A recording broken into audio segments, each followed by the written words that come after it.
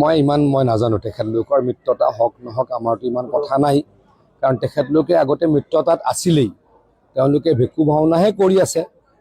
কেতিয়াবা লিলি হোটেলত বহে কেতিয়াবা কোনোবা ধাবাত বহে কেতিয়াবা কোনোবা ঘৰত বহে গতিকে তেওঁলোকে এইটো কৰি আছে গতিকে তেখেতলোকে হয়তো মই ভাবো যে তেখেতলোকৰ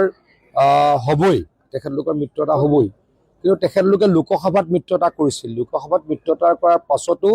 আমি এছেম্বলি সেগমেন্ট ওয়াইজত ৯৪টা সমষ্টিত জিকিছিলোঁ গতিকে আমি নিশ্চয়কৈ জিকিম বুলি ভাবিছোঁ আকৌ কৈছোঁ হিমন্ত বিশ্ব শৰ্মা ডাঙৰীয়াৰ নেতৃত্বত অসমখনে নতুনকৈ প্ৰাণ পাই উঠিছে ৰিজাৰ্ভ বেংক অফ ইণ্ডিয়াৰ ষ্টেটিক্স মতে দেশৰ ফাষ্টেষ্ট গ্ৰয়িং ষ্টেট হিচাপে প্ৰতিষ্ঠিত হৈছে আৰু বাংলাদেশীয় মূলৰ মানুহৰ পৰা মাটিসমূহ কাঢ়ি আনি খিলঞ্জীয়াক গতাই দিয়াৰ কাৰণে হিমন্ত বিশ্ব শৰ্মা ডাঙৰীয়াই যি প্ৰয়াস কৰিছে